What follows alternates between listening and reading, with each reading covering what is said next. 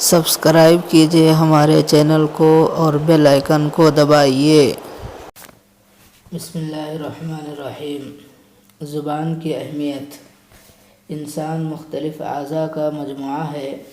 یہ اعضاء سمر جائے تو انسان سمر جاتا ہے۔ انسان کے جسم میں ایک چھوٹا سا عضو زبان ہے۔ آج کے دور میں جس کا استعمال بہت برے طریقے سے کیا جاتا ہے، یعنی آج کے دور میں زبان کا استعمال بہت برے طریقے سے کیا جاتا ہے، اس لیے ہمیں چاہیے کہ ہم زبان کا صحیح استعمال کرنے والے بنیں۔ عربی کا مقولہ ہے کہ اس کی جسامت تو بڑی چھوٹی ہے مگر ہونے والے گناہ بہت موٹے ہیں، یعنی بتانے کا مقصد یہ ہے کہ زبان جو ہے بڑی چھوٹی ہے، حالانکہ زبان تو جو چھوٹی ہے لیکن اس سے ہونے والے جو گناہ ہیں بہت بڑے بڑے گناہ ہوتے ہیں۔ اس لیے ہمیں چاہیے کہ ہم زبان کو صحیح استعمال کرنے والے بنیں۔ اللہ رب العزت نے ارشاد فرمایا، یا ایھا الذین آمنوا، اے ایمان والو، لم تقولون ما لا تفعلون، تم وہ بات کیوں کہتے ہو جو کرتے نہیں ہو۔ اللہ کے نزدیک یہ بہت غصہ دلانے والی صورتحال ہے، یعنی کون سی یعنی وہ بات جو تم وہ کیوں کہتے ہو جو کرتے نہیں ہو، یہ بات جو اللہ کے نزدیک بہت زیادہ غصہ دلانے والی ہے کہ تم وہ بات کہو جو تم کرتے نہیں ہو۔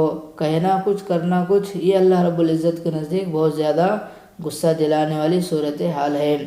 فرمایا یہ کام اللہ رب العزت کو بہت زیادہ ناپسندیدہ ہے۔ مومن کی زبان سے نکلے ہوئے الفاظ اللہ رب العزت کی یہاں بڑی قدر و قیمت ہے، یعنی بتانے کا مقصد یہ ہے کہ مومن کی زبان سے جو الفاظ نکلتے ہیں ان الفاظ کی اللہ رب العزت کے یہاں بڑی قدر و قیمت ہوتی ہے۔ اب آپ ایک لمحہ بیٹھ کر کے سوچیں کہ جب مومن کے الفاظ کی اتنی قدر و قیمت ہوں گی تو پھر اس مومن کی کیا قدر و قیمت ہوگی اللہ رب العزت کے یہاں۔ قرآن پاک میں فرمایا گیا، انسان کوئی بات نہیں کہتا مگر اس کے پاس نگہبان تیار ہوتا ہے۔ بتانے کا مقصد یہ ہے کہ انسان جب بھی الفاظ سے کوئی اپنی زبان سے کوئی بھی الفاظ نکالتا ہے تو اللہ تبارک و تعالیٰ اس الفاظ کو لکھواتے ہیں، یعنی فرشتے ان باتوں کو لکھتے ہیں۔ جب بھی انسان جس جگہ پر جو بھی بات اپنی زبان سے نکالتا ہے وہ ساری چیزیں لکھی جاتی ہے۔ اسی طرح فرمایا کہ زبان سے کلمہ پڑھنا، اللہ رب العزت کے یہاں اس کی اتنی اہمیت ہے کہ ایک کافر آدمی پوری زندگی گناہ میں گزار بیٹھا، یعنی بتانے مقصد یہ ہے کہ زبان سے کلمہ پڑھنے کے بارے میں فرمایا گیا کہ ایک کافر آدمی وہ ساری زندگی گناہوں میں گزار دے، یہاں تک کہ جسم کے بال سفید ہو جائے، اگر وہ خلوص دل سے یعنی اخلاص کے ساتھ دل سے کلمہ پڑھ لیتا ہے تو اللہ تعالیٰ اس کی بھی مغفرت فرما دیتے ہیں۔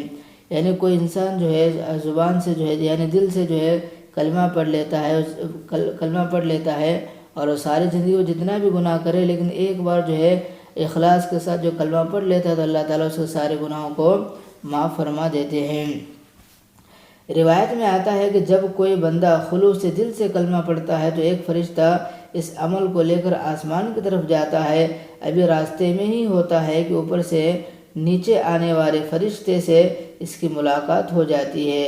اب اوپر سے نیچے آنے والا فرشتہ پوچھتا ہے کہاں جا رہے ہو، یعنی اوپر سے آنے والا فرشتہ نیچے سے جانے والے فرشتے سے پوچھتا ہے کہ تم کہاں جا رہے ہو۔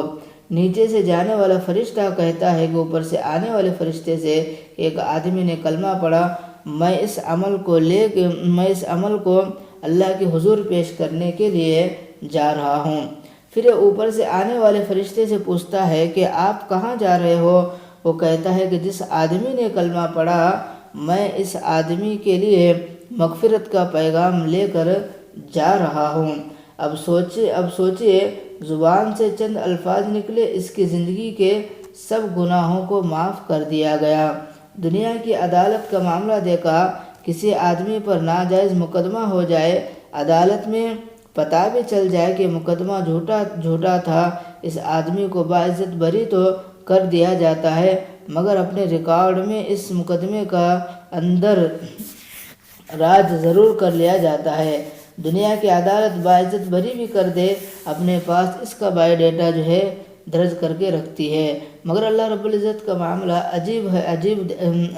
عجیب دیکھا جس بندے نے واقعی گناہ کیے تھے، وہ گناہ جو پہاڑوں سے بھی زیادہ وزنی تھے، اگر وہ آدمی سچی توبہ کر لیتا ہے تو یہی نہیں کہ ان کے گناہوں کو معاف کر دیا جاتا ہے، بلکہ اللہ رب العزت ان گناہوں کا ریکارڈ بھی نامہ اعمال سے ختم کر دیتے ہیں۔